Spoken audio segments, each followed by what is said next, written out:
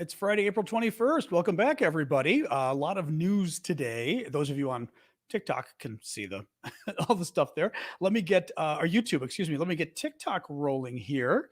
And then, as always, we'll wait about 2 minutes or so for folks to join us, and then we'll get rolling. But just a quick intro. I am John Aravosis. This is the Aravosis Report. Sorry, I've got TikTok on my iPad here. My nightly show from Washington, D.C., where we talk about the latest news from Ukraine. There we go. Now they're coming.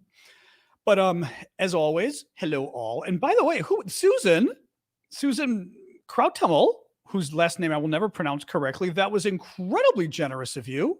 I saw that before I came on. Thank you for that. Someday I'll get you. Krauthummel? I don't know. Any case, that was really, really, really sweet of you. Thank you for that. Wow. And hello, everybody on TikTok. I see the gifts already poured in. Happy Friday, all. Thank you, Danke Shane. Woo, man.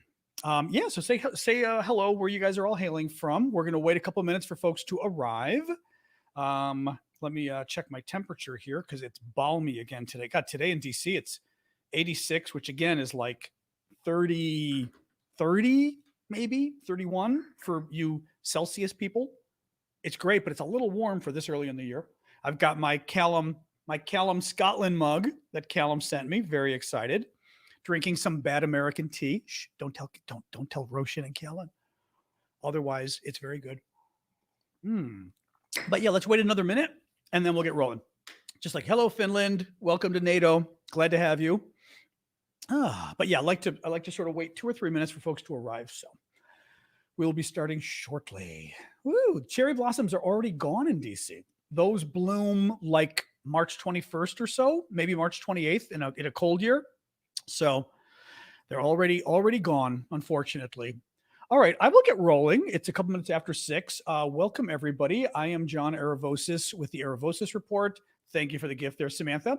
This is my nightly show I do Monday to Friday, 6 p.m. Eastern, where I talk to you about the latest news from Ukraine. And then the second half of the show, I take your guys' questions. The way it works is I've got on my iPad here, I've got TikTok on my laptop over there. I've got Twitch and YouTube and LinkedIn and everybody else, Twitter. So when you see me looking back and forth, that's why. Okay. Well, I pronounced it all the different ways, Susan, so now I'm not sure. Krautable? Well, if you're American, and I'm guessing Krautable? Although it may be, is it German or Dutch or something? What is it? Which are languages I can't speak anyway, so I wouldn't get it correct anyway. Anyway, thank you for that. Thank you, Soviet King. Privyet to you too, Drug. Thank you. Thank you for all the TikTok gifts are rolling in. Thank you guys. Can now see and L and everybody. And Soren. Everybody's going crazy today. Thank you guys. It's a Friday. Everyone's I am doing very well, thank you. And you, Soviet King. So, all right, let's get rolling, guys. So, yeah, so the way the show works, I will do the news for about the first half hour. Well, it's going to be longer than half an hour because there's a lot of stories today. We're going to start with the whole issue of Ukraine joining NATO, but then we're going to, there's a lot of news, basically. So this is one of those shows that I'm going to go a little over an hour. I'm telling you in advance. But it's interesting news. There's a lot of interesting stuff. The way it works is so you guys can submit questions whenever you want. I generally don't get to the questions until the question part of the show, but it still is useful on TikTok, for example, to submit the questions because then they're in the system and it's easy for me to find. So on TikTok, just go to my profile, look for the Q&A link and submit questions there.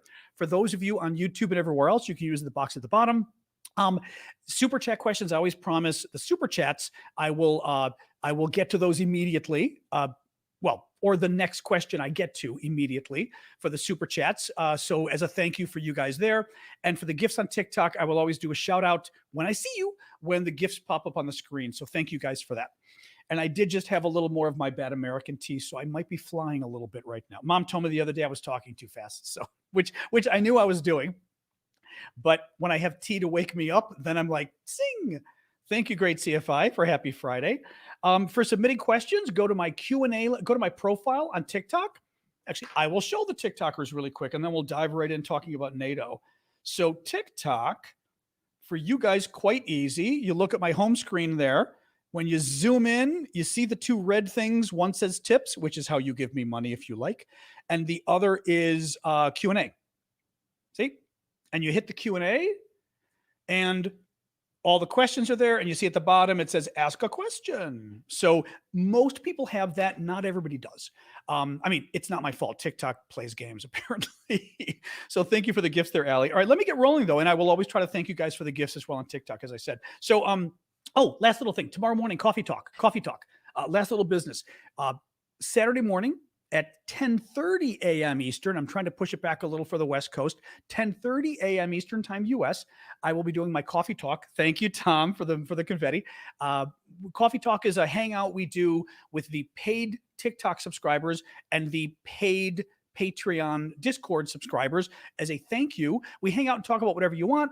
Vlad usually joins us, my friend Vlad in Ukraine. Thank you, Annie, for the boat. So please do join us. I'll show you some of the, actually, I'll probably show you some of the new stuff we've got, the new auction items we got from Ukraine. I got a lot. I got some great shipments today. I mean, really cool stuff.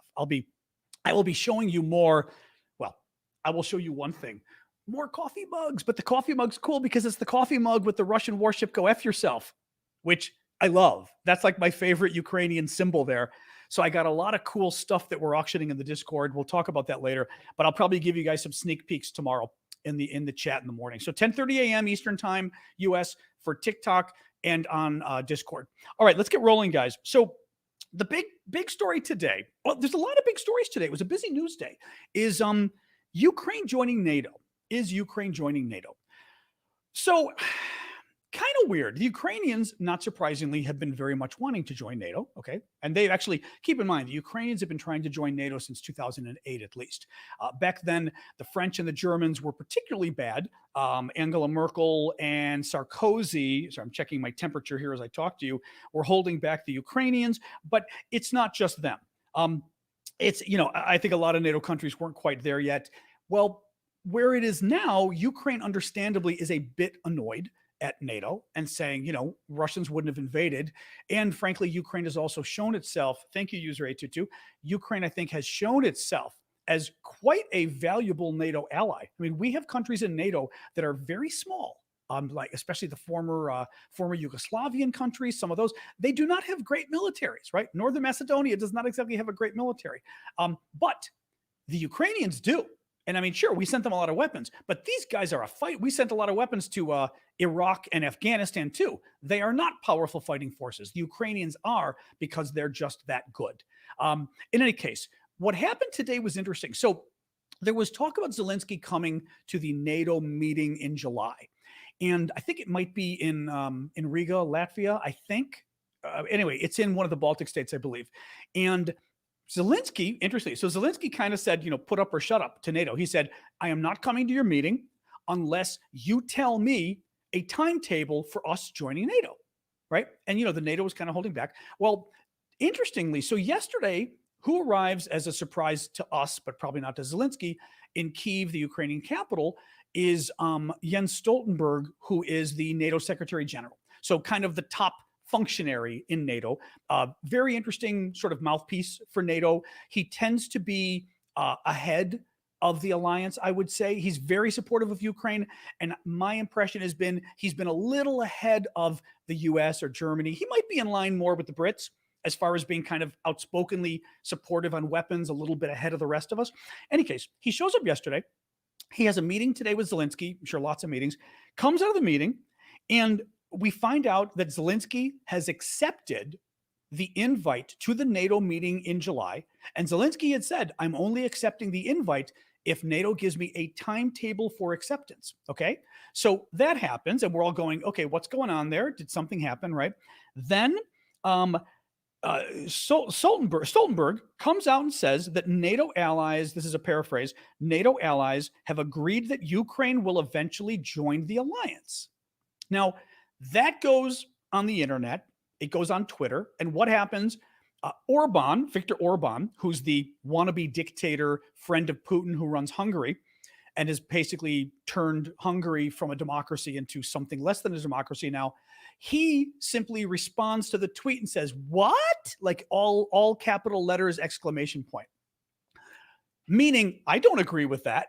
So this is not good. Thank you, Kanowski, for that, for the guitar. This is not good.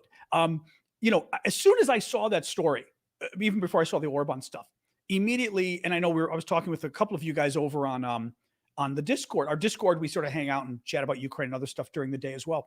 And you can find the link in my TikTok profile, or you guys can use aravosis.com to get to give you all my links. But a number of us had said, what about like Hungary? I mean, also Turkey could play games, but Hungary especially, because Hungary, again, Orban is very close to Putin. He's doing Putin's bidding on all of this. So what happens? But yeah, he comes out and says, I didn't agree to that. So I'm not sure what's going on. Zelensky had to have gotten some kind of private assurance, right? The problem is, anyway, this is sort of the big story I wanted to talk about today, but there's a lot of other stories, but this one I think is very important. I think, and I'm saying this not as somebody who, loves Ukraine or whatever, but I'm saying this as a strategic analysis of where we go forward with this. I think Ukraine has got to be a member of NATO, or I don't know how we stop the next war. I worry that Ukraine finishes the war with Russia. Somehow they reach a peace treaty, who knows how, and Russia will simply build up its weapons until it's got its military built up again, and it's going to attack Ukraine all over again and take even, let's say, Ukraine. It doesn't matter if Ukraine does or doesn't kick Russia out. Russia will be coming back for more. In a few years, in 5 years, in 10 years, they'll be coming back for more. So how do you stop Russia from doing that? The only way I see that happening, well, okay, 3 ways. 1, Ukraine develops nuclear weapons. I don't see that happening, right? And sorry, my allergies are really, I knew today was going to be a bad allergy day in DC. They warned us, and I did take my little allergy pill, but right before the show, so it may take a while to kick in. But Ukraine develops nuclear weapons. That ain't going to happen. Also, I don't even know if Ukraine could, but very dangerous, because as soon as the Russians figure out that's what you're doing, they'll nuke you to stop you. So that's not going to work. Second, there is some kind of NATO guarantee. The problem is the NATO guarantee has to be absolute. We all had provided these assurances, these whether it was security or territorial guarantees or promises to Ukraine back in 1994. We did it as part of the Budapest Memorandum in order for, when the Soviet Union dissolved in 1991, Ukraine inherited a lot of the nuclear weapons that it had as part of the Soviet Union, right? Soviet Union had weapons all over the place. Those Belarus, Ukraine inherited the nukes that they got from the Soviets when they were Soviet. In order for Ukraine to get rid of those nukes, we signed an agreement with Russia, with Ukraine, with the Brits. I think the French even joined on in some capacity. And the agreement basically said that, everybody would respect Ukraine's territorial, my eye is just going to kill me today. That everyone was going to respect Ukraine's territorial integrity. And there was at least the impression given that we were going to in some way, or sorry guys, this is going to drive me bonkers. It's like a hair in your eye, you know what I mean? That we were in some ways going to come to Ukraine's aid if Russia invades. Well, what happened? Russia invades in 2014. We don't do squat. Russia invades in 2022. And we did at least give them weapons. But, we didn't give, let's face it, we've been kind of pulling punches. If I were Ukraine, there is no promise we can give that we are going to get more involved than we are right now. Okay. The only way that can happen is NATO troops are on the ground. I see Rivera saying put a U.S. military base there. That would be an example that NATO troops are on the ground in Ukraine. Thank you, Dawn, for the gift.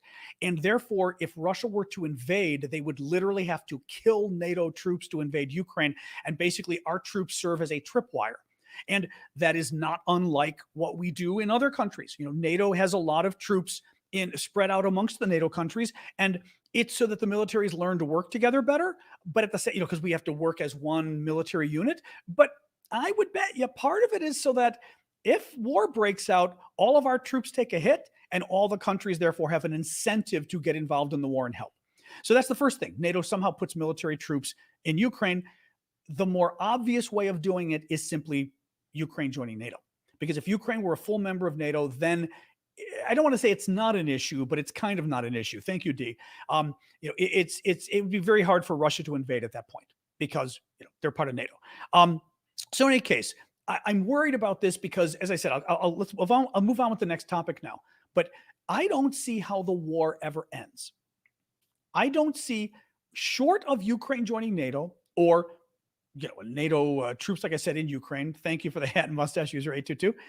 I don't see how the war ends in a way that Russia just doesn't come back for more, for another chunk of Ukraine when it builds its military up. The only way Russia will stop is if it comes to NATO's border, and then it'll stop. The same way that Russia has not gone after Eastern Europe since they became a member of NATO. Russia has not gone after the Baltic states since they become a member of NATO. The same thing has to happen with Ukraine.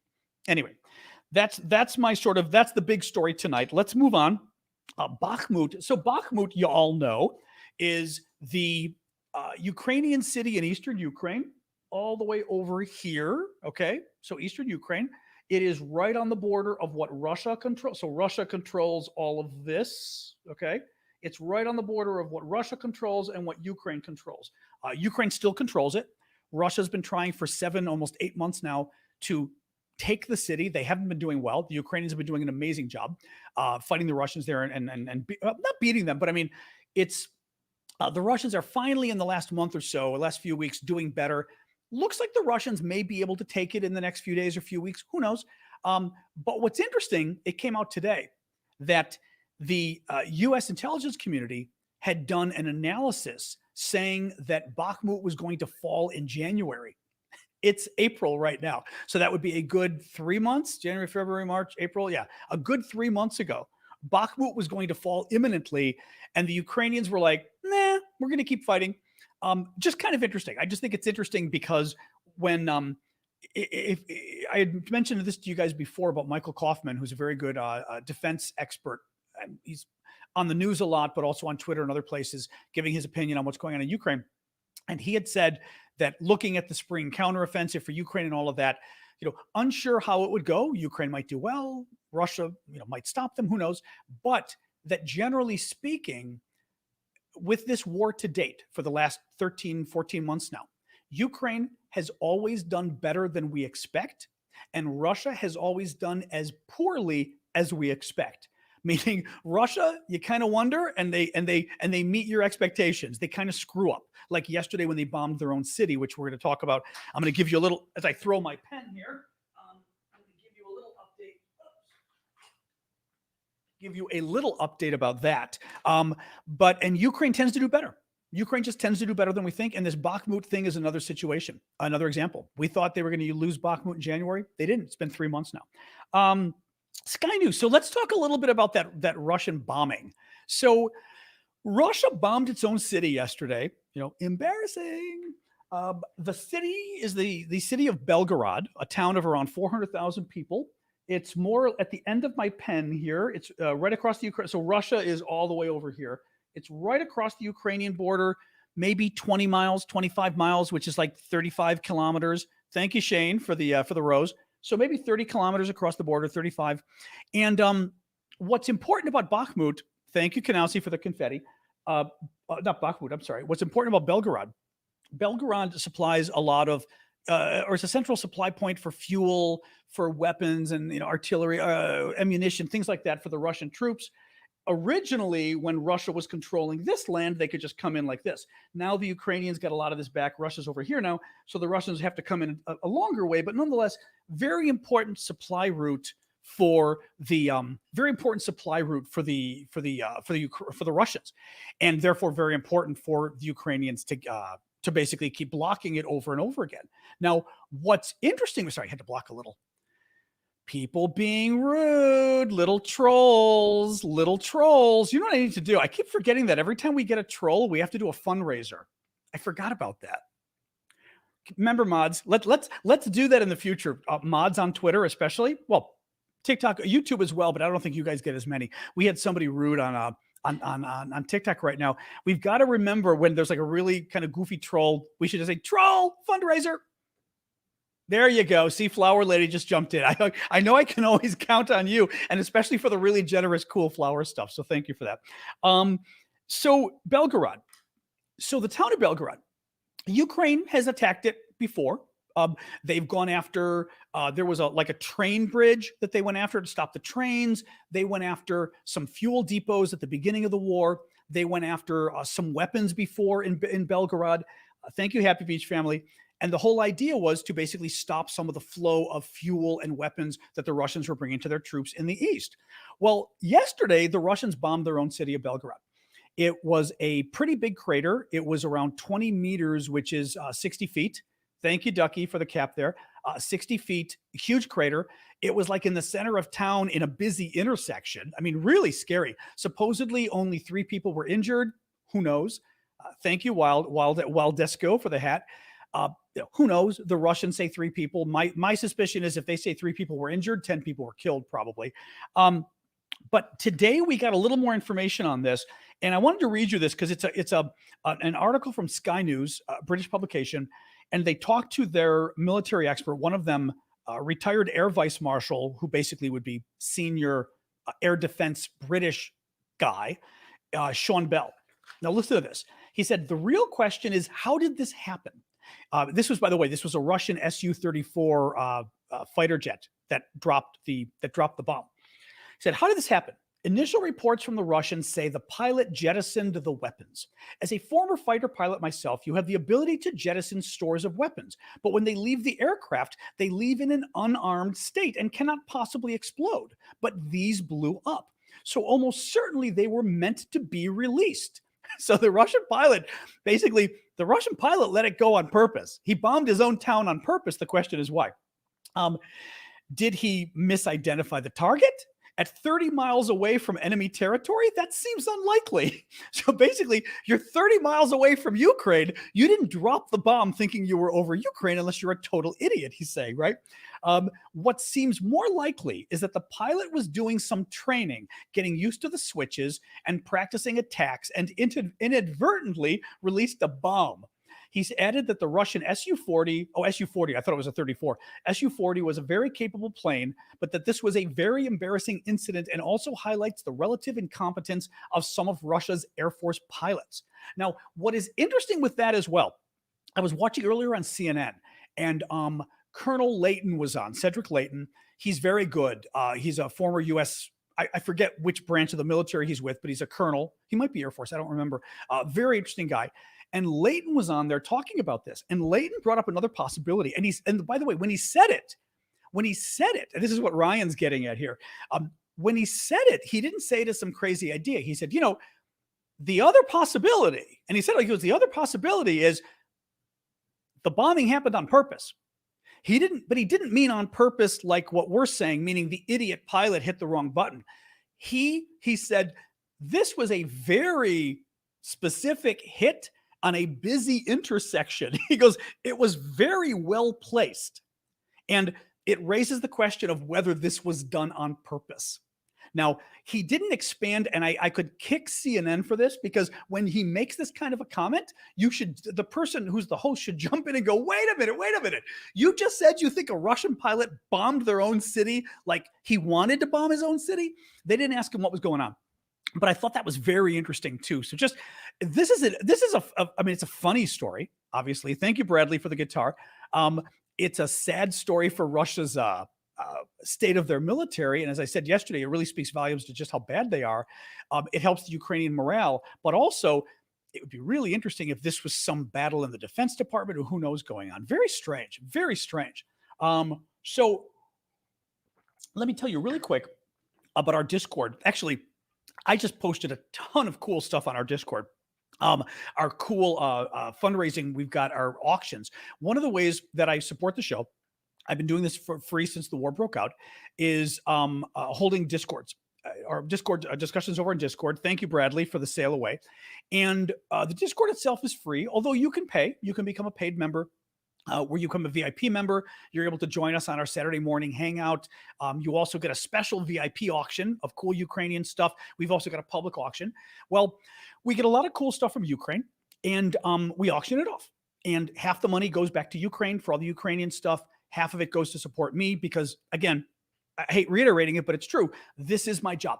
I do this full time. The only money I get for this is from you guys. No one is paying me to do this. So in order to do this full time as a job, I do things, the gifts you guys give me here. So thank you for that. And the Discord. I want to show you a couple new things we got. Because I said I wanted to get more of these, and I did.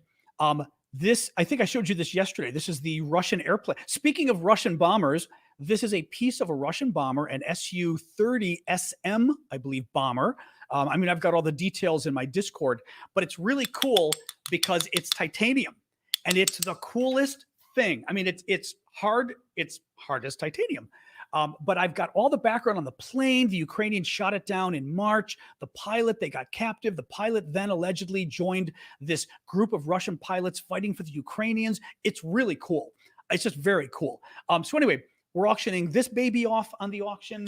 I got another coffee cup I showed you guys. I was able to get some more coffee cups from Ukraine, and these did not break. I'm very excited. Thank you, Shane, for the Happy Friday. These are the Russian warship Go F Yourself coffee pop cups.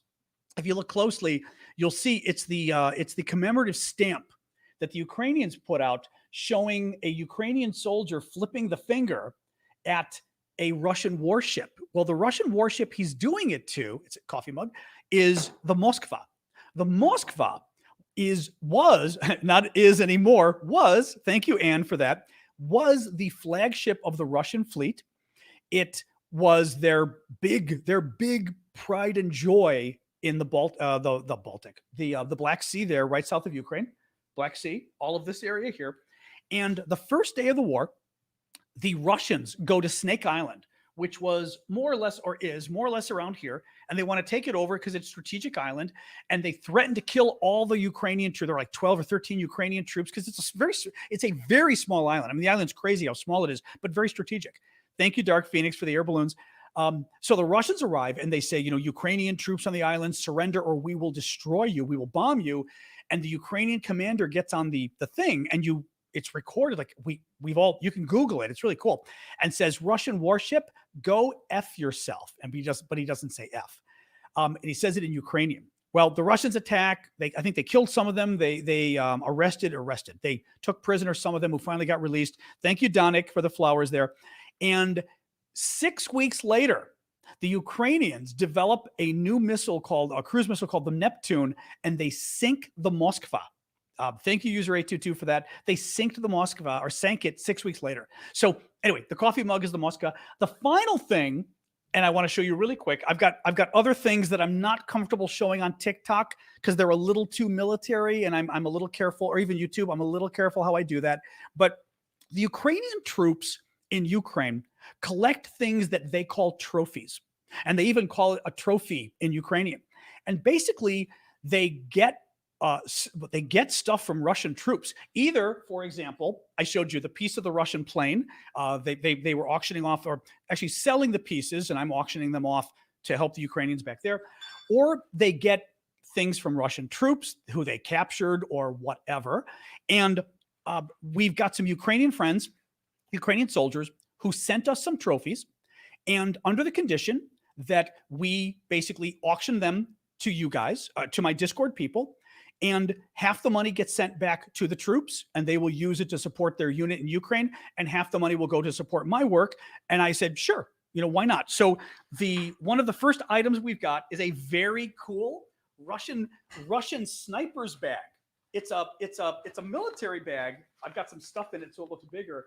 But it's the camouflage because it literally is the bag of a Russian sniper. It's camouflage, but as my friend Callum was telling me, it's really bad camouflage. The Russians apparently suck at they tried to do it. It's kind of, okay, interesting little military stuff. They tried to do it to look like the QR code, apparently. See how the black is here and stuff because they thought it was going to confuse our cameras. Well, it ended up being just a disaster. So we've got a whole bunch of stuff from the sniper, but one of them is his bag. So the Ukrainian troops have asked us to try to auction it off, and that we'll send half the proceeds back to Ukraine as a trophy. If you guys want to, go to my Discord and check it out. I think I find this stuff very cool. And like I said, I love the fact that it's Ukrainian troops who got it, which is very cool. Anyway, thank you, CK, for the super sticker. All right, let's get back to the news, everybody. But it's discord.aravosis.com. Go check it out. Like I said, I've got some other very cool stuff there that I'm not even showing you here. So go check it out. Oh, this was wild. So another crazy Ukrainian plan. This was in the Washington Post today, talking about the those classified documents. Okay, and you know how that guy, Texera, whatever his name is, who put all those U.S. classified documents in the game, in the Minecraft game on Discord or the gaming forum on Discord. Well, one of the documents gave details, this was in the Washington Post today, of a Ukrainian plan to hit Russia in Syria. Now, this is crazy. I mean, this is absolutely crazy. This is not really that close to Ukraine. I mean, I have to look on the map. I'm trying to think, 1,000 miles south? I don't know if anybody's got the actual distance if you want to Google and see. It's very far south from Ukraine. They were going to use Kurds, Kurd, Kurds, the ethnic group, in the region, Turkey, Syria, in order to attack Russian troops in Syria, which is amazing. Absolutely amazing. And the idea was, among other things, to basically freak the Russians out, of course, that Ukraine was going to do this at such a distance, but also to do it to force the Russians to basically have to move some of their troops down to Syria instead of Russia moving its troops from Syria to Ukraine, having to move its troops from Ukraine to Syria. 2,700 kilometers. Wow. Okay, 2,700 kilometers could be 1,700, 1,800 miles, maybe. I'm going to go with. Ish. So that's 1,700 miles. Yeah, that's really far. It's really, I mean, thank you, BJ Gator Girl, for the hat. Imagine 1,700 miles away. Little Ukraine, I mean, Ukraine's big, but you know what I mean? Ukraine had a plan to project its power into Syria. So that was very cool. I just thought that was astounding. Really good news on tanks today. As I told you, I've got a lot of news today. A lot of it's actually very good. Really good news on tanks. Listen to this. There's a lot of there were some details on Denmark and other countries. I didn't really want to get into Spain sending some. I didn't want to get into the details of 2 tanks here and 3 tanks here today, because listen to this. The Ukraine Defense Contact Group, which is I believe it's the group of countries put together, to help Ukraine. But anyways, let me start this differently. Secretary Austin, who's the U.S. Defense Secretary, said today, after the meeting of the Western military folks who get together once a month or so to talk about helping Ukraine, said today after the meeting that our allied countries together have delivered more than 230 tanks and 1,550 armored vehicles to Ukraine already. Now, I'm very curious about this because I had heard nothing about 230 tanks arriving already. Tanks a lot. Exactly, John. That's really good. They were at Ramstein, because I remember the lady on CNN who's new called it Ramstein. Ramstein. Yeah, because it's typically in English we say Ramstein. She said Ramstein, like it's some last name or something. Ramstein Air Base. Ramstein. Yep, famous air base in Germany. But 230 tanks are already delivered, which is huge, and 1,550 armored vehicles as well. That's great. As I said, I've not seen the numbers that high before. That's really good. Here's another good data. This is what I'm saying. It's a lot of news today, but it's a lot of good news. Russian arms sales to India have ground to a halt because of the financial sanctions. Listen to this. This was in Bloomberg today. Russian deliveries of military supplies to India have ground to a halt as the countries of India and Russia struggle to find a payment mechanism that doesn't violate U.S. sanctions. Indian payments for weapons amounting to more than $2 billion have been stuck for about a year. Russia is India's biggest supplier of weapons. This is great because it stops Russia from being able to get money, which is great. But also, if you're any other country who's buying weapons from Russia, well, let alone India itself, you kind of need to go to somebody else now because Russia's not trustworthy. You can't get the weapon. First of all, there was an issue a few months ago of Russia not being able to get to what was I going to say here? With Russia basically not even being able to fulfill its contracts. Okay, that they couldn't even basically they had to keep the weapons at home. They knew that for the war effort, they had to keep the weapons at home, so they weren't even to sell them. But now we find out that even when they've got the weapons to sell, in principle, they've got them, they can't do the financial deal because of the sanctions, which is great. Absolutely great. Associated Press. The United States will begin training Ukrainian forces on how to use and maintain Abrams M1A1 tanks or Abrams tanks overall in the coming weeks. 31 tanks, but they're training tanks. They are not the tanks that Ukraine will get in the end. But 31 tanks will arrive in Germany at the end of May, and the troops will begin training a couple weeks later. Thank you, Ellie, for the boat there. The training of the troops will last about 10 weeks. As I said, the tanks will not be the ones sent to Ukraine. Instead, 31 M1A1 tanks are being refurbished in the U.S. Probably not; those are probably not going to arrive till, they were saying, the fall at the earliest, like October. Still, that's moving ahead. Germany said today that it supports limited Ukrainian operations on Russian soil. This was interesting too. The German defense minister said that Germany supports the idea of limited encroachments onto Russian territory, such as blocking supply routes. So my understanding of that would be, he's saying, okay, don't go and attack Russian cities. You know what I mean? Don't go and bomb factories in Bakhmut or whatever. But if you've got to bomb the supply route, for example, what Ukraine had done previously, where they blew up one of the railroads going over, coming out of Belgorod in the east, they blew up the railroad so the Russians weren't able to keep transporting supplies. They're saying that's okay. That's still interesting. I mean, that's still helpful, I think, to hear the Germans say that. So I'm going to take that as a win for Ukraine. Thank you, Cheryl, for the gift there. Patreon. Let me do a quick pitch on Patreon, and then we'll finish the other stories. I've got a few more stories, and then we'll do the Q&A. Don't worry, I'm staying late for the Q&A, so we've got more than enough time. I've got a Patreon account as well, patreon.com/Aravosis. For you folks over there, it's at the bottom of the screen, very easy. For you folks, you can, if you remember, go to patreon.com/Aravosis, or go to my profile on TikTok, and you will see the Linktree link. Click that, and that'll take you to my Patreon. Patreon is very simply a way to support creators by giving them a contribution each month. $5, $10, $25, whatever. We've got different sort of benefits you get from each. Overall, thank you, Jerry, for the hat. You know, you're supporting my work. It allows you to become a VIP member over at our Discord. You don't have to. You could just contribute every month and have my great thanks for that. But if you become a VIP member, some of the cool auction stuff I've got only for the VIP members, some for public at large. You'll see that if you go to my Discord and check it out.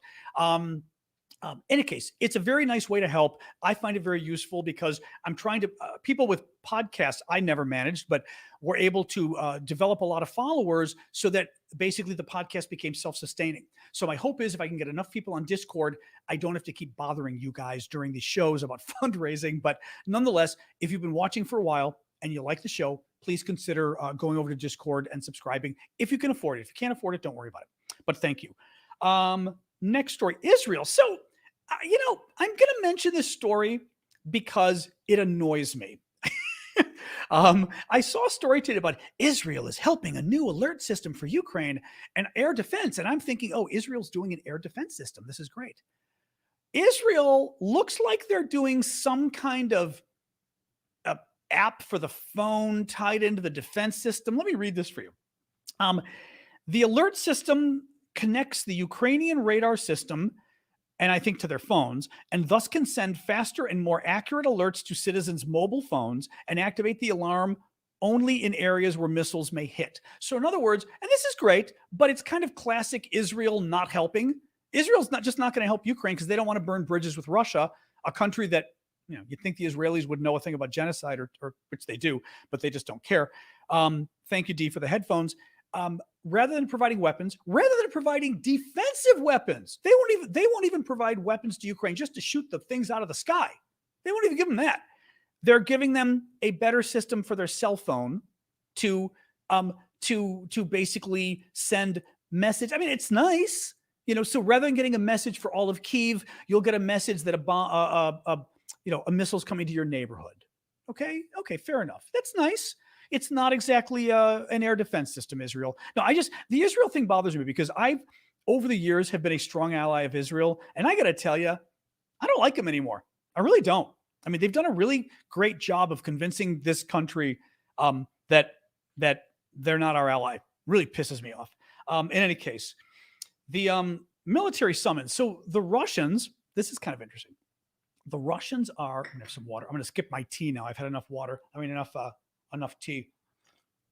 The Russians have started military summons, basically giving draft papers to students graduate students at Moscow State University in the dormitory. They went to the dormitory and they're handing out draft notices. Now, first of all, as I recall, this supposedly was a violation of the Russian rules of drafting. Supposedly the Russians weren't going to draft students. So that's the first thing that's kind of interesting. Second of all, this does go hand in hand with what we believed was going to be happening, which is Putin is afraid to have an overt draft, right? He doesn't want to have another nationwide draft. Because remember last time it happened in September, October, 500,000 to 1 million Russian men fled the country. So Putin is afraid of doing a public draft again and freaking people out. But he's therefore, they said, going to be doing things a little more quietly. And therefore, like I said, for example, they're going after graduate students. So let's see if that stays quiet. Obviously, it was not quiet enough to make the papers. More than 16,000 Ukrainian service personnel have already been trained under the European Union training program, 16,000, which is great. Latvia will hand over all of its Stinger anti-aircraft missile systems to Ukraine. A Russian court has arrested, this is kind of bizarre, a Russian court has arrested in absentia, meaning they don't have him, but they've arrested him anyway, even though he's not there. The Ukrainian military intelligence chief claiming he committed a terrorist act by attacking the Kerch Bridge. Now, remember, the Kerch Bridge is the Russian bridge connecting Russia here to Crimea, Ukrainian Crimea, that the Russians have been occupying since 2014. Here's the town of Kerch, and the bridge is maybe 12-mile span around here. Well, somebody, probably the Ukrainians, blew it up October 8th and did a lot of real damage to it. It's like Putin's little baby. It was very embarrassing and also very costly for them in terms of the military, because a lot of the supplies going to Russia occupies all of this, right? A lot of the supplies going to Russia's troops here and here and here are coming across the Kerch Bridge. So it caused a lot of problems for Russia. So they're going to be trying the Ukrainian military intelligence chief, even though he's not there. Now, another, and this was weird, but I thought it was funny too, because I like the response the guy gave. You may have heard of Bellingcat. They're a wonderful investigative group in Bulgaria. And they're just great, sort of military intelligence investigating. They investigated the poisoning of Putin critic Alexei Navalny, of Russian double agent Sergei Skripal, in the UK. They're just really good, and the Russians hate them. The Russians have been trying to basically, they've been trying to come after Christo Grozev, who runs Bellingcat, for a while now. I mean, it's like a little scary. He's had to be in hiding for his safety because the Russians will kill you. Well, the Russians announced that they've ordered his arrest in absentia. Basically, I don't even know what an arrest in absentia is. Like, I guess they're arresting him even though he's not there, whatever, like they're going to metaphorically arrest him. So he responded, I guess, quoting somebody else, he responded by saying, why don't they just poison me in absentia and get it over with? Because Putin poisons all of his, opposition leaders. So he's saying, if you're going to pretend to arrest me, why don't you just pretend to poison me too? Which I thought kind of had a lot of chutzpah. I appreciated that. Do check out our store as well. We've got a store at store.aravosis.com. It's a lot of really cool Ukrainian stuff. And again, half the proceeds from the store also get channeled back to Ukraine. Currently, we're spending a lot of the money on helping the military with camouflage nets and things like that. All right, let's get to the questions, fellas and gals. Let me turn my phone to, there we go, a little warmer. There we go. So you can submit your questions on TikTok via the Q&A link in my profile. The rest of you obviously can use the questions at the bottom. Feel free to keep up with the super chat questions if you want, and the TikTok gifts if you want. Not required, but thank you. Let me put my glasses on and look at some of the questions. I don't know how much training the Ukrainians get before going to the front. I don't know. I just saw he's asking that on TikTok. TikTok. Here we go. All right, let me pull this up here. All right. Nickelodeon. I've never watched Nickelodeon, so probably not.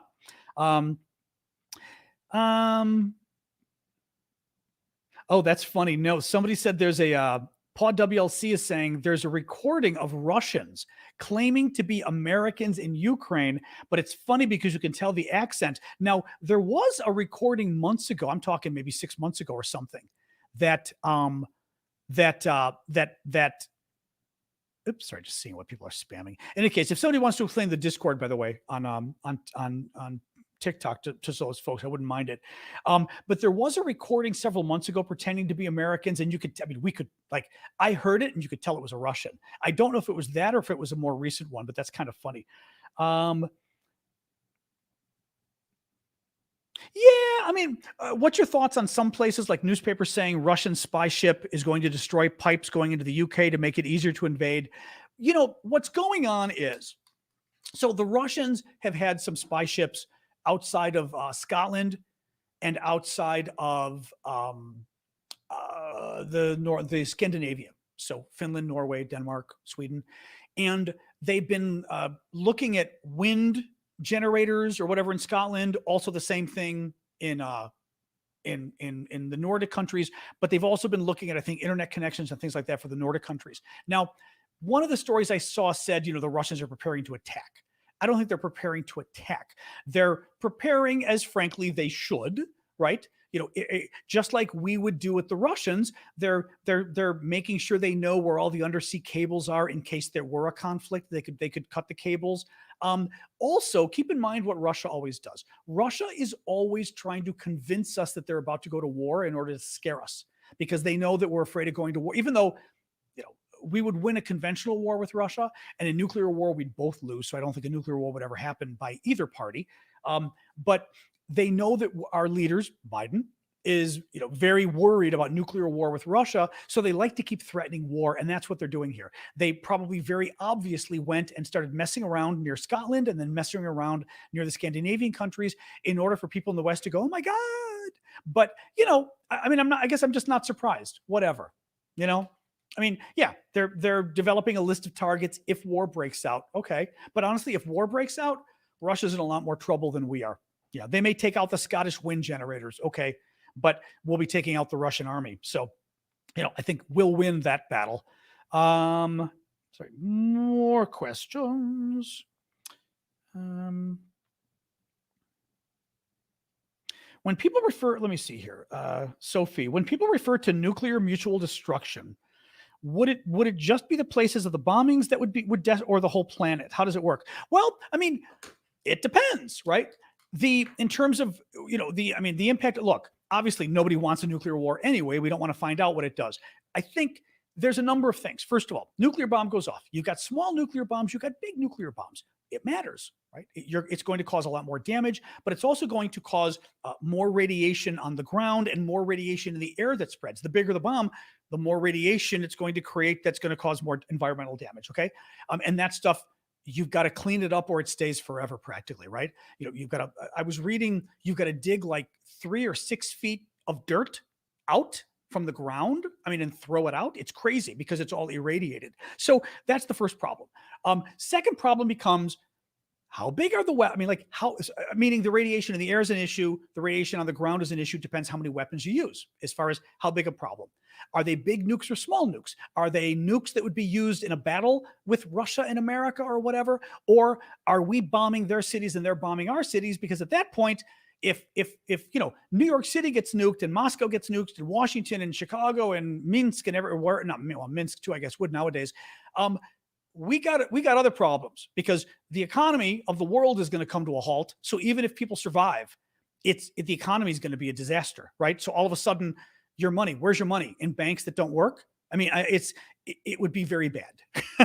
And then the problem becomes, if too many nuclear weapons go off, have you created some kind of nuclear winter or whatever it is, right? The kind of thing that could interfere with the climate, the kind of thing that killed the dinosaurs. I forget exactly, but with the dinosaurs, it was, we believe now, possibly a combination of a volcano, I believe in India, super volcano, and also this asteroid or whatever it was falling in the Gulf of Mexico. But the combination, blotted out the sun, changed the temperature, choked everybody.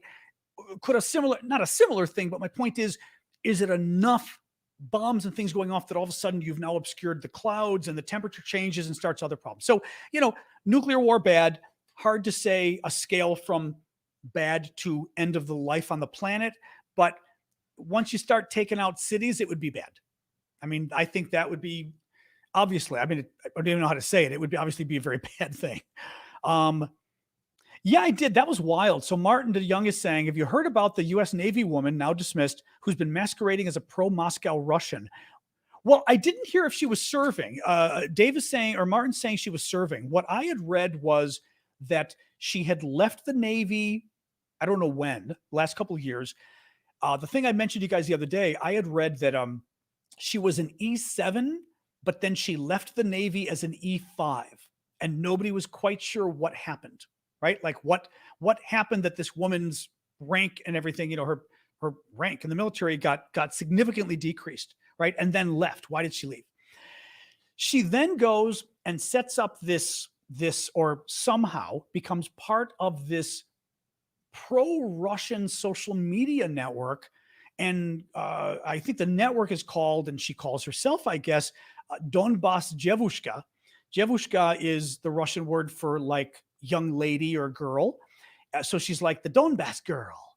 And Donbass is the region in eastern Ukraine that the Russians really want. But they've invaded. They've got 3/4 of it right now that they control, but they're having a very hard time getting the rest of it. Exactly. And Mel is saying E7 to E5 is big trouble. That's why people were asking, because supposedly that's a hell of a drop. And nobody knows why, if that's in fact true what the articles are saying about her. Well, she then joins this weird pro-Russian social media network that's supporting Russia in the war and attacking Ukraine. And what do you know? I mean, I think she's in real trouble right now. I mean, I know she's in trouble, but I mean, I think she's in real trouble. This network just happens to be the social media network that helps the classified documents that guy stole, just helps them explode. So the guy puts the classified documents on Discord. They don't go anywhere. I think he claims he just wanted to show it to his friends on Discord, his little community he was kind of manipulating, his 25 or 30 friends. The documents don't really get out there and go viral until this woman publishes them, this woman's network publishes them, and then the Russians pick it up. It goes crazy worldwide. There's real questions as to whether this woman, what role she had. She says, well, I had classified clearances. I'm not stupid. I would never go and release classified documents. One of our other administrators did it. You can go explain that to the guys at Gitmo. I think maybe she's got, I don't know. I really don't know. I think she's in real trouble. I think she's in real trouble. Simply saying, that wasn't me. That was the other guy on my network. Okay. And the question now becomes, who's financing them? As I told you, it ain't cheap, especially in their case. They got like 15 people or something. It isn't cheap doing this. You do this kind of stuff full time, and basically you need to pay the bills. Because like for me doing this, you're doing it full time. You're not doing other work. So you're not bringing in money from other stuff. So you got to bring in money from this. How is she bringing in the money? How are her friends bringing in the money? Why did they suddenly why did they want to be so pro-Russian? Why did they want to be so pro-Russian in this war and so anti-Ukraine? Did anybody ask them to? That becomes a problem too, by the way. What if the Russians asked them to? What if the Russians paid them to? Were they doing it for the Russians? Now, doing it for the Russians isn't necessarily a crime. It is if you're doing it for the Russian government and you don't tell anybody and register with the US government, then it's a violation of American law that can get you in trouble. It also can be a problem if you're a de facto Russian spy by doing it for the government. Who knows? I mean, nobody really knows what's going on with this woman, but yeah, I think she's in a lot of trouble. Let's put it that way. Anyway, I don't know if I went on too long with that one, Martin, but thank you. No, it's an interesting, it's a fascinating story. It's an absolutely fascinating story. Well, Tucker Carlson's another one though, right? Marian, my Russia traveling mate. Could Donbas girl be a U.S. agent? Huh. Marian is so good at being contrary. You are, though. You really, I know. See, I know her now. That's why I know she laughed and I laughed back and went, but you are. Marian went, ha ha. Could Donbas girl be a U.S. agent spying on Russians on Twitter and changing classified documents to confuse and dilute the docs that are in the open? Interesting. She was in, that was the other thing. I'm sorry. She was pretending to be like a Russian, possibly in Donbass in eastern Ukraine, but from there. And she was doing this very good American. Well, first of all, you listen to her American and her American is perfect.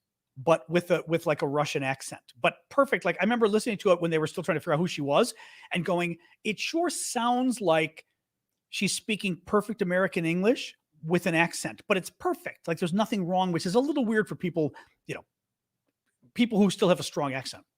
In any case, but she was actually from Jersey and living in Washington State and pretending she was Russian, which also adds to the whole, who are you, right? Like, why were you doing this? Very weird. In any case, I don't know. I mean, I guess I would love it if the US and other Western powers were doing disinformation campaigns, Now, mind you, they've got a network. I mean, their network helped get those documents out there. So I'm not sure it was I guess that makes me think maybe her network wasn't, working with the CIA or whatever, although it's a great way to kill her network by discussing whether they were part of the CIA, because a lot of her contacts will not be very happy about that. But that's an interesting point too. User You Don't Know Me says, if she's a native speaker, make her swear. Now that's actually very interesting. That's very interesting, right? Say, switch into, Eastern Ukrainian if you're from Donbass, but you're Russian. Switch into Eastern Ukrainian and give us the worst expression you can come up with, right? Because actually, that's a funny point. Well, also in English too, there's always like expressions that are hard to say. Again, people get it wrong. People born abroad get things wrong. You can tell. There's just little things. My mom was born in Greece. She's probably listening. And I remember, I inherited weird things from her, from the Greek. Like saying length and width, length. See, I'm already forgetting now. No, height is it. She says height, which she got me saying, pronouncing it TH when it's spelled with a TH, but it's height. And up through high school, I would say height. And people are like, that's not the word. I'm like, what do you mean that's not the word? So I went home and I was like, Mom, do you say height? She goes, yeah. I was like, you taught me the word wrong. I'm 16 and I'm in honors English. I can't be using wrong words. But that's the kind of stuff you get when you're actually born abroad. And Mom pretty much doesn't have an accent. I don't hear it. Some people do. Miss some super chats. What did I miss? Anyway, thank you for that, Marion. That super chat column's go. Oh no, it is here again. Here it is. Okay. Sorry, Jamie. If and when Ukraine joins NATO, will this increase the chance of Ukraine getting nukes? Will other countries store nukes in Ukraine too? I mean, once you are a member of NATO, you then have discussions with NATO about the possible stationing of NATO forces or even possibly nuclear weapons on your soil. But that's something your country has to agree to. It's something your country has to agree to. So I know I had read that with Finland, for example, right before it got finalized, like, a couple of weeks ago, that it would get finalized, they would join NATO, but we would now have ongoing conversations with the Finns about whether NATO troops would be on their soil and, again, even possibly nuclear weapons, etc. I'm pretty sure our nukes are in 5 countries: Netherlands, Turkey. I'm forgetting the other ones. Is it Germany? Anybody know the other ones? Britain, maybe. I bet you it's 5 though. But I remember Netherlands and Turkey were 2 of the ones that I remember. In any case, so that would be negotiated. But people are saying, okay, Germany, you get Hungary, get out. Really, in Hungary? Wow, that would surprise me. So I'm going to go back here again and see if anybody of you guys are saying that. Interesting. Okay. Greenland? No, not Greenland. Turkey, 99% sure Turkey. Yeah, I know it's Turkey. I know we've got some in Turkey. Thank you, Kanausi, for that. I know we've got some in Turkey. Yep. France would be interesting because they've got their own, force de frappe. France has its own nuclear weapons. Belgium might be. I remember it was some countries that were not the obvious countries. Belgium, Germany, Italy, Netherlands, and Turkey. That sounds right. Okay. Belgium, Germany, Italy, Netherlands, and Turkey. Okay, thank you. I was thinking that sounds right. Thank you, Foghat. So there's 0 chance of Ukraine getting nuclear weapons now from us. The only way nuclear weapons would go on their soil is if they were members of NATO, and I'm 99% sure they would not control the nuclear weapons. We would control them. I'm not an expert on sort of how that works, but I can't imagine in a million years we would let any other country, NATO ally, decide when our nukes are. I mean, meaning they would not control the nukes. Maybe they've got to say in terms of, America, if you're going to have nukes on our soil, you don't just use them without checking with us. But France or Turkey cannot just use our nukes. It wouldn't work that way. I know the name, but I don't know who it is, Paul. Susan Beals. Didn't somebody mention that before? Who is Susan Beals? Bils. Anybody want to tell me? I don't know. If I'm correct, Copies is saying, if I'm correct, NATO, actually, yeah. So somebody tried to tell me a little more about who Susan Beals is. Copies is saying, if I'm correct, NATO is not sharing nukes. It's not part of the doctrine, but you still can allow to have you can still allow to have some other countries' nukes. Exactly.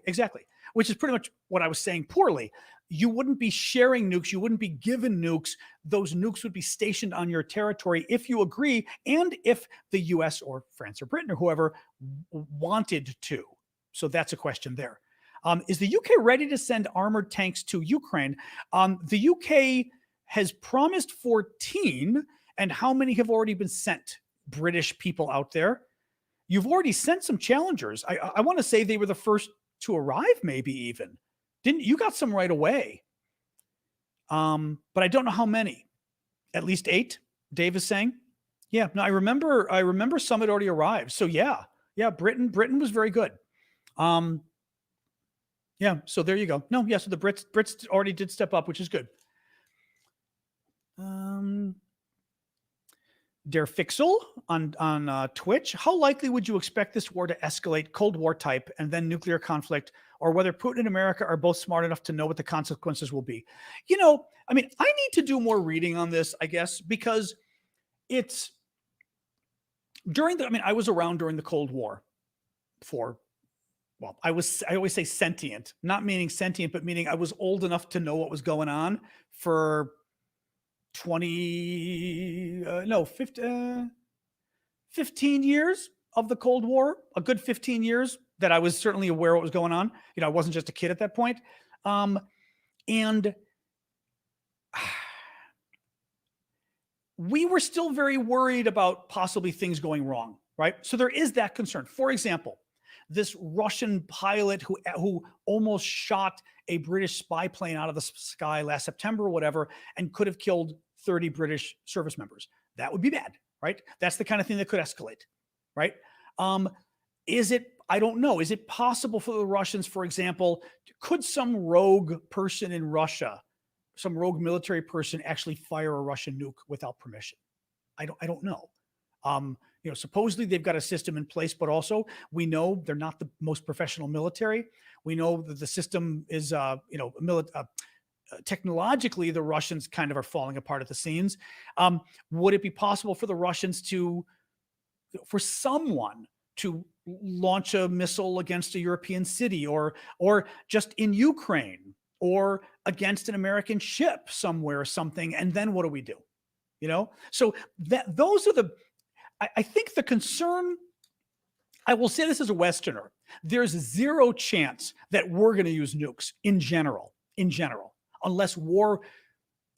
First of all, we're only going to use nukes if war breaks out with Russia and if the war isn't going well, I think, from a Western perspective, right?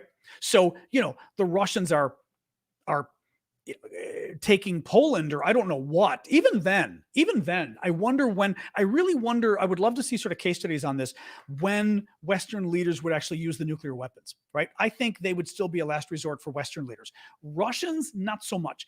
Russia's nuclear policy incorporates using tactical nuclear weapons, the smaller ones, the battlefield ones, as just part of the strategy.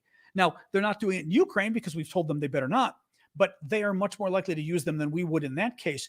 But I still think, generally speaking, it's going to be a matter of whether we make clear to them or not that they shouldn't do it, and what's going to happen as a result. If Russia thinks they can get away with using nukes, maybe they will, right? If Russia thinks, if I use nukes, the Donbas Jebushka. Okay, yeah, I just talked about her. I mean, thank you for that, Paul, but I literally just talked about her. Did you miss it or what? When you put the question up, sorry about that. Oh, we're talking about Russia using nukes. I really see the only way it happening is, let me step back. Leaders, anybody doing strategy does a cost benefit analysis. You say, okay, what's the benefit of me doing this? Will it help? And how does it hurt? How does it help? And how does it hurt if I do this? And will the help outweigh the hurt enough that it's worth me doing? It's not just enough for it to outweigh a little bit, enough for it to be worth me doing it. So for Russia to use nukes, it has to benefit Russia and not hurt Russia too much. That's all going to be contingent on what we promise to do in return. I think generally speaking, you are dealing with people, with Putin or whoever, who's smart enough that he's not going to use them. Now, you get somebody like Medvedev, who's another, top Putin ally. People say he's an alcoholic. He certainly sounds like one. I mean, in terms of, he comes up with crazy things in the middle of the night. He's always, I didn't even bring it up today because there was too much news. He's always threatening Britain. He really hates the British. It's really funny. I mean, this is one of those things that makes me laugh because it clearly is some kind of a jealousy thing. And he clearly thinks Russia is on par with Britain or even better. And clearly like a cultural thing too. Today he went after the monarchy. He hates the Brits. My favorite was he goes after the monarchy. And then he said something like, the island is wet, that it rains a lot. And you're just kind of going, okay, yeah. That's like the best insult you could come up with, was that the island like is wet. Yeah, but he's an alcoholic. This isn't alcohol shaming. The guy's an alcoholic is what the thinking is. And it's dangerous because he's got mental problems and he's got possible substance abuse problems and he sounds like it. Somebody like that could be dangerous. Yes. But I still think overall we are dealing with, two militaries that know enough of what's going on, But let's see. I mean, no, having said that, we've got to be the mature boys and girls, so we've always got to worry about the nukes anyway. Have you seen the movie Threads? No, I don't even know what it is, Teddy. I mean, I'll Google it and see. I don't know the movie Threads. I'm going to write this down. Threads. Movie. All right. I will Google it after the show. I have no idea. All right. No idea, but thank you. Scrolling down. What else we got here? What else we got here? Threads is terrifying. Okay. C-Square says Threads is terrifying. Any words on the counteroffensive?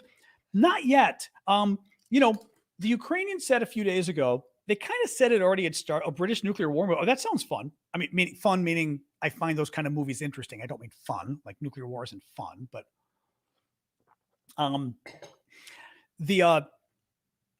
beep. Sorry, I was looking at another question. Oh, counteroffensive. That was it. Ashes was asking. Anywhere in the counteroffensive? Not really. We had heard a few days ago that ASMR videos. That's funny. Yes. Nuclear war could happen. And then the Russians threatened to destroy Britain. I'll do the ASMR audios. We had joked about that. I told my nephew, we had joked about that at the beginning of the war. I was like, Anthony, I ought to do like videos. Sorry. It's kind of sick, but it's kind of funny too. I keep forgetting what we were saying. You guys, somebody had asked another question I was trying to answer for who was it? Ash? There we go. Ashes. The counteroffensive. A couple of days ago, the Ukrainians were suggesting that, the counteroffensive had already begun and that they were already, because they were doing lots of little things here and there. I mean, okay, sure. It's not like they're trying to say we're already doing things that are pushing back. And the Russians may not even realize all the little things we're doing. For example, we do know the Ukrainians have been blowing up Melitopol a lot. Melitopol, Ukrainian city here, sort of southeast, occupied by the Russians, more or less since the war started. And very important because if Ukraine, all of this is occupied by Russia. If Ukraine's able to invade here and invade the Russian troops, that is, and take back this part of the country, they've now split the Russian troops here from the Russian troops here. That causes a problem for those troops. So that's a possibility. They have been doing a lot of attacks there. And the thinking is, clearly, it's not even thinking. Everybody knows that the reason the Ukrainians are attacking is because they think it will help the battle in the counteroffensive. Whether they plan on attacking that area in the counteroffensive and they're trying to hit defenses, whether they plan on attacking somewhere else and maybe they're hitting fuel depots, airports, artillery, weapons and things that they know will be used elsewhere in the region. Or, like I said, maybe they're actually planning on attacking Melitopol itself. But, what else we got? Oh, hello. Oh, Julius. Sorry. Excuse me. I'm burping tea. Excuse me. That's rude. Oh, and I'm yawning at you at the same time. Sorry, guys. If you get a chance, I'd like to recommend you read Vodka Politics, Alcohol, Autocracy, and the Secret History of the Russian State by Mark Lawrence Schrod. Interesting. Okay, let me, hang on. I'm going to copy this. And all right, I'm going to launch my notes and I will put it in my notes so at least I don't lose it. There we go. Okay, I will take a look. Thank you for that. Thank you very much for that, actually. That was very generous of you for a recommendation, but thank you for that. What else we got here, guys? We'll go a little bit longer, although I'm getting really hungry. The Sum of All Fears. I know that name. I can't remember what that is, though. People are recommending all sorts of things now. Sum of All Fears. The Great Game. I need to read more war stuff. My godfather was very big and knew all about. I remember once telling me about I'm trying to remember, what was it with a TH? It wasn't Thucydides, but it was the war, Thermopylae, all that kind of stuff, right? And he knew all that stuff, and it was, such an expert on it. And I'd like to know more about sort of the ancient wars, to know more about military strategy. And I don't mean, just that as a military, because I know political strategy very well, I would say. I think I've got a great expertise there.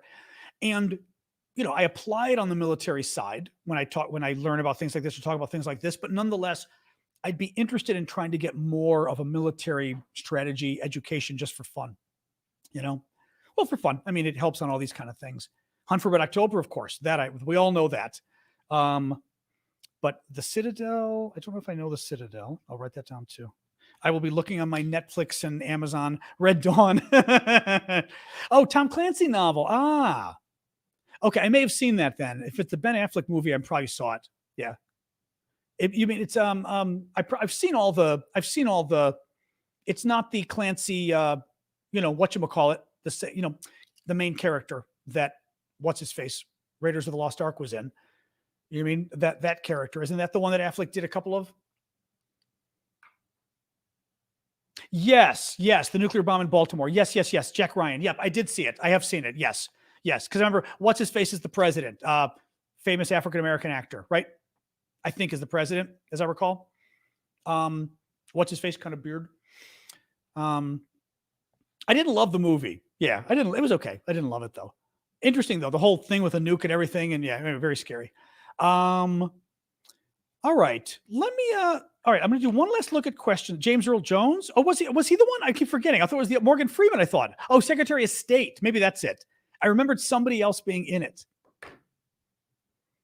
Morgan Freeman's the one I'm thinking of, but I thought he was, for some reason, I'm thinking of Morgan Freeman being in it. Oh, no, and wasn't what's his face was CIA director. Yeah, he was, James Earl Jones was still CIA director because he's been that before. Let me see here.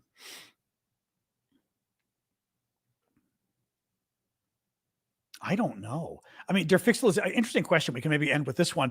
How far do you think you can push this attack? I guess which attack we mean, the counteroffensive? Theoretically, they would continue to fight back to the original, Ukraine. So theoretically, Ukraine would continue to fight back to the original national borders, right? So get back Crimea as well. But it can't come to a simple stop. It depends above all on the diplomatic skills of the two countries in the background. What could a possible end picture of the war look like with current experiences and information? That's the problem is, the war doesn't stop until both countries stop. So some people were saying, Putin should have Putin should have taken his victory and just stopped. Well, he could stop, but Ukraine would still fight him. So it's not like the war would end, right? Even if we stop supporting Ukraine, they might get run over by the Russians, but they're not going to stop. So the war's still going to go on. And even if Ukraine wins back all of its territory, that doesn't mean the war stops. Putin may be infuriated and embarrassed, which he will be both, and say, I'm going to keep fighting. So I don't know. I mean, Gunnerman saying I don't see the end game. I don't know what the end game is. I mean, I really do believe the end game is being the big problem here is you're dealing with a mugging. I don't know what the compromise is to a mugging, right? You're attacking me. You're jumping me at night to get my wallet, to, get my family, get my property, and kill me. What's the compromise there? Right? I just don't understand what the compromise is for the Ukrainians. And therefore the problem for the Russians is what's the compromise for them too? Because if Ukraine kicks them out of everywhere, then the Russians get nothing. And the Russians won't want to stop. Having said that, the Russians didn't get anything out of Afghanistan and they left because they lost. We didn't get anything out of Iraq or Afghanistan either, and we left because we lost, right? The second Iraq war. First one went well. So, I mean, not joining NATO is a possibility. Hi is saying on TikTok, not joining NATO is a possibility, right? I mean, is that the option for Ukraine? Is that maybe they promise not to join? The problem is if Ukraine doesn't join NATO, Russia's attacking again. Russia will attack again. There would have to be NATO troops, at least on Ukrainian soil. So I really don't know how this ends other than Russia getting beaten, because no other scenario makes sense to me as to why they would stop and why Ukraine certainly doesn't want to stop, but why would Russia stop? Throw this one at you too. Let's pretend the Allies, Susan, if you had a question, feel free to throw it in there. Let's pretend the Allies put pressure on Ukraine to stop.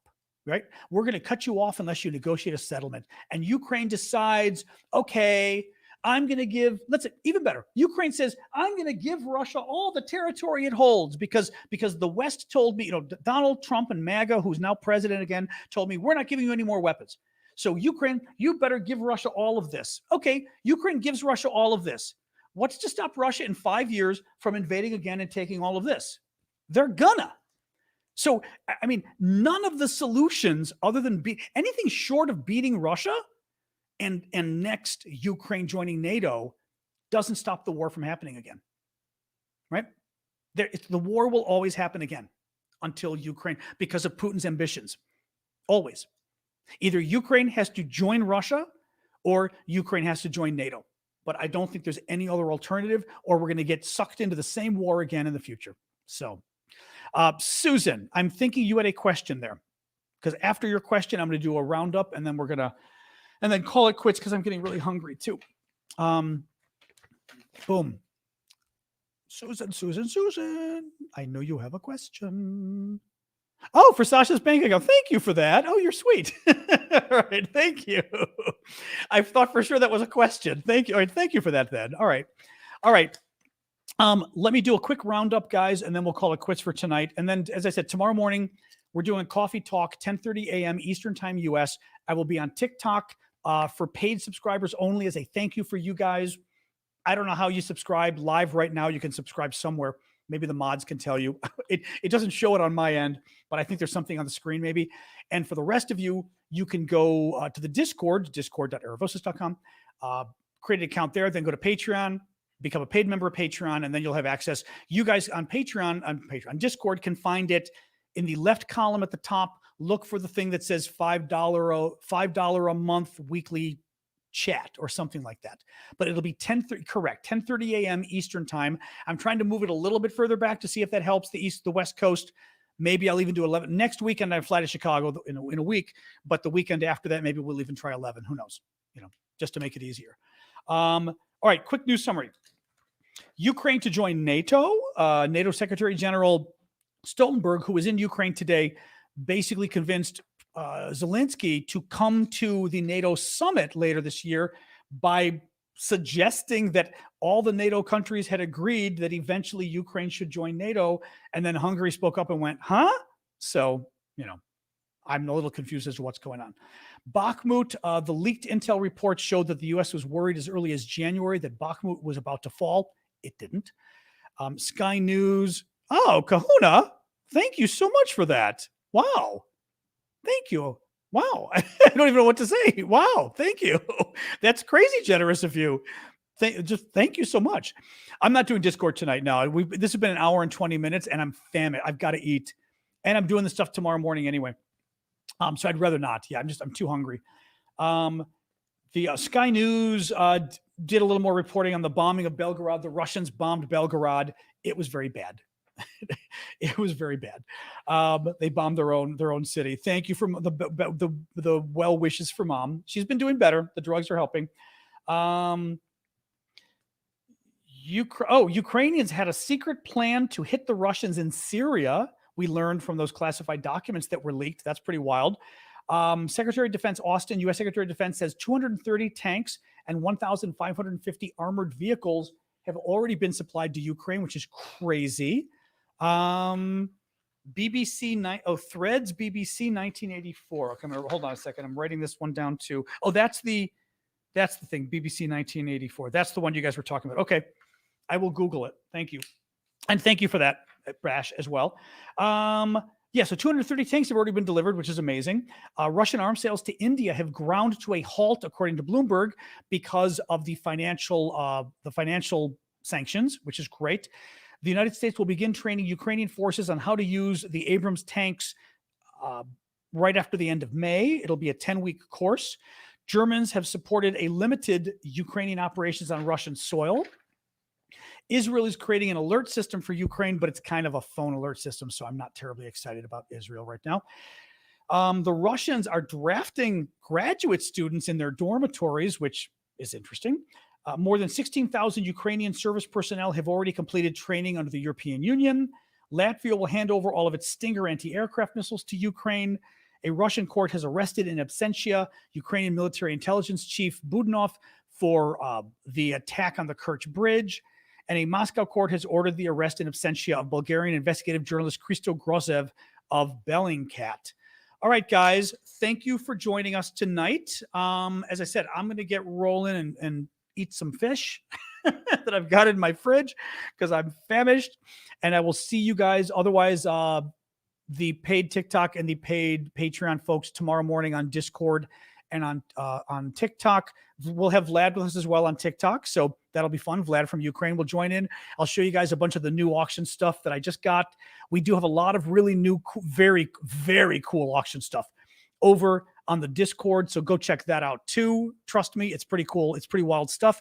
And otherwise, I'll see you guys on Monday beyond that. So thank you for the gifts. You guys were really generous tonight, I could tell. So thank you for that. And thank you, moderators, for your usual swatting the trolls. So thank you for that. All right. Good night, Ireland. Good night, everybody else. All right. Have a good night, guys. Bye-bye.